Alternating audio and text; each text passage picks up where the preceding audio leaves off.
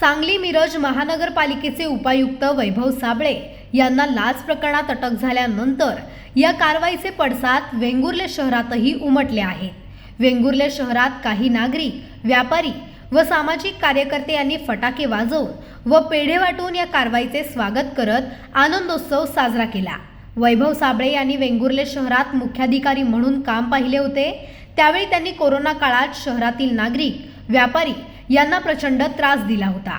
त्यांच्यावर झालेली कारवाई हा नियतीने दिलेला धडा असल्याची भावना नागरिकांनी व्यक्त केली आहे। दरम्यान वैभव साबळे हे वेंगुर्ल्याचे मुख्याधिकारी असताना त्यांच्या कार्यकाळात झालेल्या कामांची चौकशी करण्याची मागणी यावेळी करण्यात आली आहे।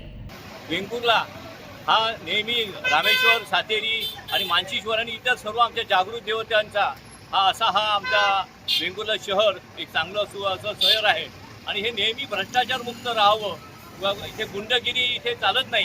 ज्यांनी अति केली त्याची इथे माती झाली असा आतापर्यंतचा इतिहास आहे। या वेंगुर्ले शहराला एक साबळे नावाचा मुख्याधिकारी लाभला होता आणि एवढा उर्मट आणि उन्मत्त अधिकारी होता ज्यांनी आता तुम्ही बघितलं असेल सर्वसामान्य भाजी विक्रेते, सर्वसामान्य नागरिकात रस्त्यावर उतरून त्यांनी आनंदोत्सव साजरा केला।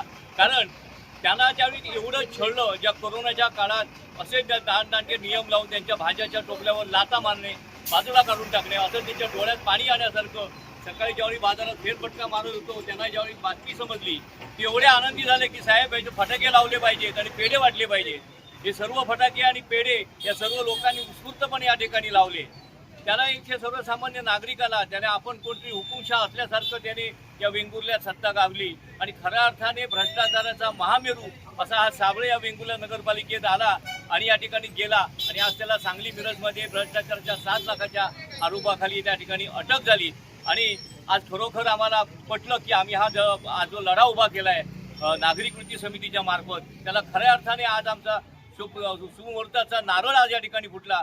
आम्हाला आज कौल दिला गेला की बघा भ्रष्टाचार करणाऱ्याचं इथे काही खरं नाही आणि हा एक मुद्दाम उद्देश एवढा आहे की येणाऱ्या अधिकाऱ्यांना आणि या प्रशासनाला मठ अशा प्रशासनाला समजलं पाहिजे की ज्यावेळी लोक रस्त्यावर उतरतात त्यावेळी वेंगुर्ला हे नेहमी शांत लोक त्यांचं एक शहर आहे, सुसंस्कृत आणि शांत लोक या ठिकाणी राहतात। आम्ही कोणाच्या अटकेचा जल्लोष इथे नाही केला तर आम्ही एका दुष्ट प्रवृत्तीचा या ठिकाणी जल्लोष केला की त्याला शासन मिळालं, नियतीने त्याला शासन दिलेलं, केल्या कर्माची फळं याच ठिकाणी भोगावी लागतात।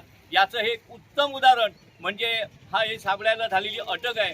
हे आमचे मित्र नानू किडिये यांनी मला स्वतः सकाळी फोन केला, ग्रुपवर ते व्यक्त झाले, ते कधी व्यक्त होत नाही हसतमुख असं व्यक्तिमत्व आपला धंदा नाही आपण, की त्याने मला सांगितलं किंवा ग्रुपवर बोलले की मला त्याने एवढा छळला, एवढा त्याने त्रास दिला की माझं दुकान पण बळकवायला निघाले, अशा पद्धतीचा त्रास या लोकांना दिला।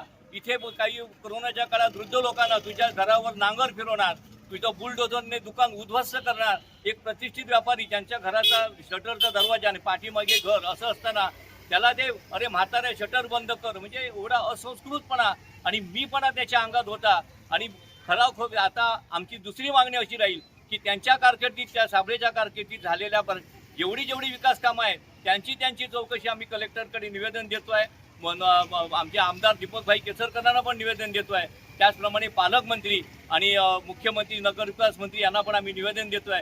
याच्या भ्रष्ट कारभाराची चौकशी व्हावी आणि त्यांना शासन मिळावं ही आमची प्रमुख मागणी राहील। आणि आज नागरिक कृती समितीच्या वतीने जो लढा उभा राहिला आहे आणि त्यामुळे ढिम्म झालेलं असं जे प्रशासन आहे त्यांनी लागोलाग ज्या ठिकाणी आम्ही स्पॉट पंचनामे केले त्या ठिकाणी साफसफाई करायला सुरुवात केली। ही सुरुवात आहे, आगे देखते जाओ क्या होता है।